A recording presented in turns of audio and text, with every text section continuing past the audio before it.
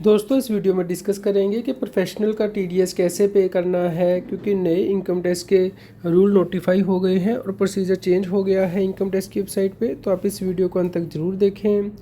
Regular update के लिए CS with BA Singh YouTube channel को सब्सक्राइब कर लें ताकि आपको टैक्स के रेगुलर अपडेट मिलते रहें और आप इनकम टैक्स की कॉम्प्लायंस कर पाएँ।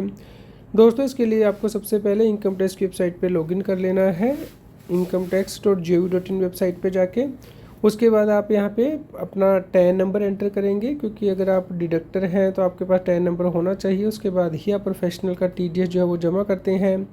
अगर आप 50 लाख से ज़्यादा की पेमेंट करते हैं, इंडिविजुअल HUF है, तो उस केस में भी प्रोफेशनल का टीडीएस आपको काटना होता है। उस केस में पैन के साथ लॉगिन करके आप पे करते हैं।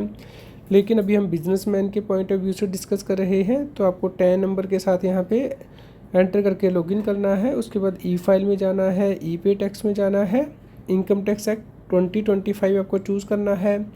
अगर आपने टीडीएस काटा है 1 अप्रैल 2026 के बाद, उसके बाद आप यहाँ पे न्यू पेमेंट पे प्रेस करेंगे। उसके बाद यहाँ पे टैक्स ईयर 26-27 चूज़ करेंगे, यानी कि 1 अप्रैल 26 से 31 मार्च 23 के बीच में अगर आपने टीडीएस काटा है। उसके बाद दोस्तों इस प्रकार से ऑप्शन इनेबल हो जाएगी। प्रोसीड बटन पे आपको प्रेस करना है, पे टीडीएस और TCS पे। उसके बाद आपको यहाँ पे ध्यान रखना है कि आप डिडक्टी का जो टाइप है सिलेक्ट करेंगे। मान लीजिए आप किसी इंडिविजुअल का टीडीएस काट रहे हैं तो other than company deductee choose करेंगे। अगर कंपनी का आप टीडीएस काट रहे हैं तो कंपनी डिडक्टी चूज़ करेंगे, और वो रेजिडेंट है नॉन रेजिडेंट अकॉर्डिंगली आपको सेपरेट जो है वो चालान बनाने हैं। कंपनी के लिए अगर डिडक्टी आपका है तो सेपरेट बनेगा, और अगर नॉन रेजिडेंट डिडक्टी है तो उसके लिए सेपरेट बनेगा। तो इसके लिए नीचे इंस्ट्रक्शन दी गई हैं, इसे आपको रेफ़र करना है। तो यहाँ पे अदर देन कंपनी डिडक्टी हम चूज़ करते हैं और रेजिडेंट डिडक्टी है हमारा, प्रोफेशनल का टीडीएस काट रहे हैं। उसके बाद आपको यहाँ पे सेक्शन कोड चूज़ करने हैं। तो जो नया सेक्शन कोड है एक है 1026, जहाँ पे कि 2% TDS होता है टेक्निकल सर्विस के केस में, या फिर रॉयल्टी के केस में, या कॉल सेंटर के केस में। तो 1026 कोड आप चूज़ करके यहाँ पे टैक्स की पेमेंट करेंगे, या फिर 1027 जहाँ पे कि 10% TDS करता है प्रोफेशनल सर्विस के केस में, भले ही वो कैश में काइंड में हो, तो उस केस में आप यहाँ पे कोड चूज़ करेंगे। लेकिन अगर आप कंपनी डिडक्टी है आपका, जिससे कि आप पे करेंगे, जो पेई है वो कंपनी है, मान लीजिए टेक्निकल सर्विस कुछ टेंडर की है, तो उस केस में यहाँ पे आपको सेपरेट चालान बनाना है। बैक में जाके कंपनी डिडक्टी चूज़ करके और अकॉर्डिंगली उसका रेजिडेंशियल स्टेटस चूज़ करना है।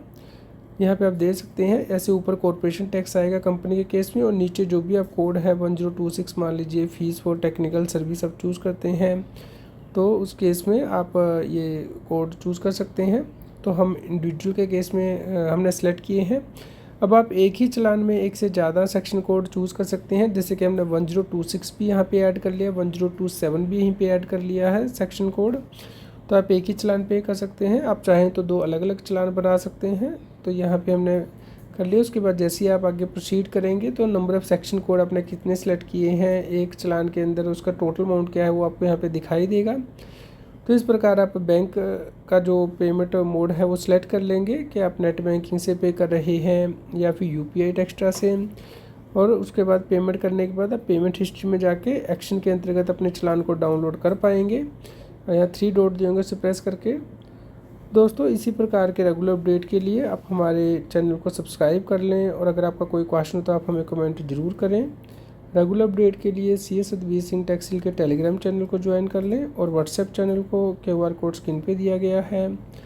लाइक और शेयर करें ताकि सभी लोगों तक जानकारी पहुंच पाए और वो टैक्स की कॉम्प्लायंस कर पाएँ।